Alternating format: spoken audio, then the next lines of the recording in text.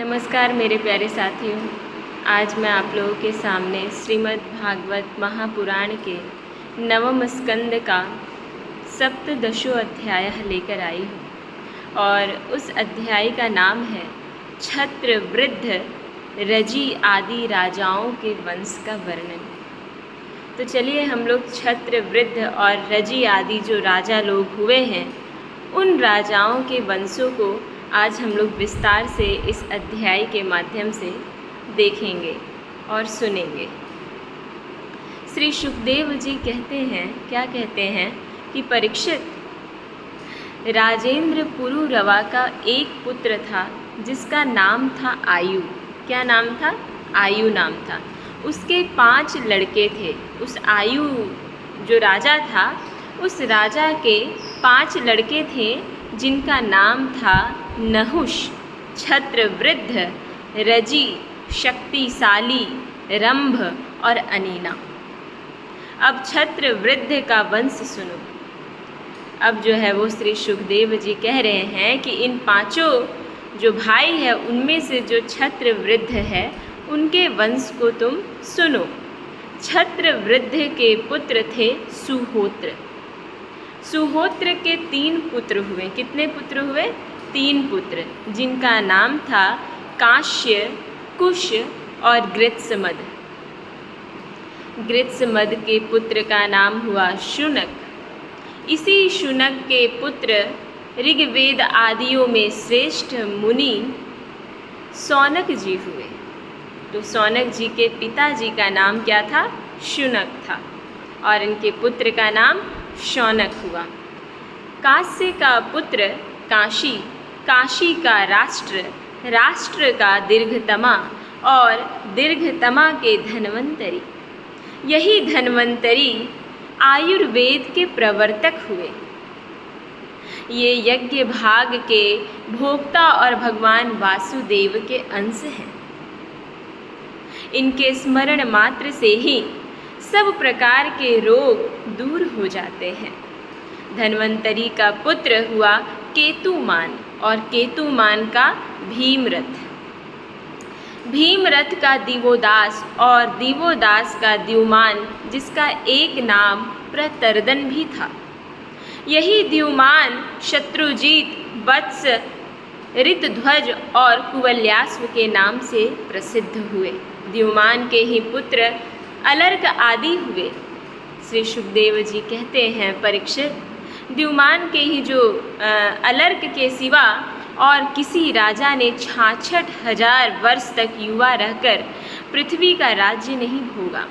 ऐसा कोई राजा नहीं हुआ जो कि 66,000 वर्ष तक पृथ्वी का उपभोग किया हो, पृथ्वी पर शासन किया हो अलर्क के अतिरिक्त। अलर्क का पुत्र हुआ संतति, संतति का सुनित, सुनित का सुकेतु, सुकेतु का धर्मकेतु और धर्मकेतु का सत्यकेतु हुआ। सत्यकेतु से धृष्टकेतु, धृष्टकेतु से राजा सुकुमार, सुकुमार से वीतिहोत्र, वीतिहोत्र से भर्ग और भर्ग से राजा भार्ग भूमि का जन्म हुआ। ये सब के सब छत्रवेद के वंश में काशी से उत्पन्न नरपति हुए। रंभ के पुत्र का नाम था रसभ, रभस। उससे गंभीर और गंभीर से अक्रिय का जन्म हुआ। अक्रिय की पत्नी से ब्राह्मण वंश चला। अक्रिय की पत्नी से जब है ये क्षत्रिय से ब्राह्मण, वहाँ से स्टार्ट हो गया। अब अनेना का वंश सुनो। अब जो है वो अनेना का वंश सुनाने के लिए प्रारंभ किया। और ये अनेना कौन है? तो ये अनेना वही है जो आयु है। और ये आयु कौन है? तो पुरुरवा के पुत्र हैं, है ना। तो अब अनेना का वंश जो है वो श्री सुखदेव जी परीक्षित को सुना रहे हैं। कहते हैं, अनेना का पुत्र था शुद्ध, शुद्ध का पुत्र शुचि, शुचि का त्रिककुद और त्रिककुद का धर्मसारथी, धर्मसारथी के पुत्र थे शांतरई। शांतरई आत्मज्ञानी होने के कारण कृतकृत्य थे, उन्हें संतान की आवश्यकता नहीं थी।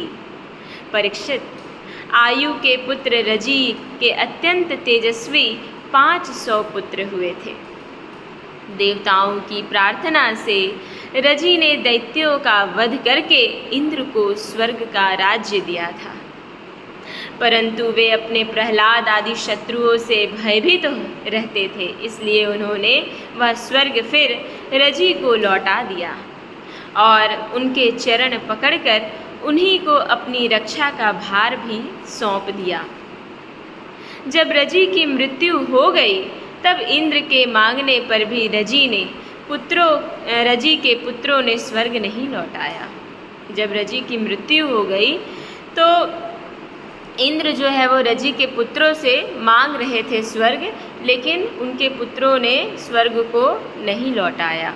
वे स्वयं ही यज्ञों का भाग भी ग्रहण करने लगे। कौन? रजी के पुत्र लोग। तब गुरु बृहस्पति जी ने इंद्र की प्रार्थना से अभिचार विधि से हवन किया। इससे वे धर्म के मार्ग से भ्रष्ट हो गए। तब इंद्र ने अनायास ही उन सब रजी के पुत्रों को मार डाला, उनमें से कोई भी न बचा। छत्रवृद्ध के पौत्र कुश से प्रति से संजय और संजय से जय का जन्म हुआ है।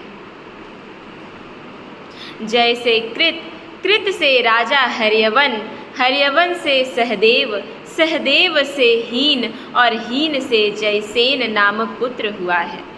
जयसेन का संकृति का पुत्र हुआ महारथी वीर शिरोमणि जय। छत्रवृद्ध की वंश परंपरा में इतने ही नरपति हुए। अब नहुस वंश का वर्णन सुनो। इतना कहते हुए यह अध्याय जो है वो समाप्त होता है। अगले अध्याय को हम अगले एपिसोड में जानने का प्रयास करेंगे। नमो नमः संस्कृताय। ओम नमो भगवते वासुदेवाय नमः। ओम।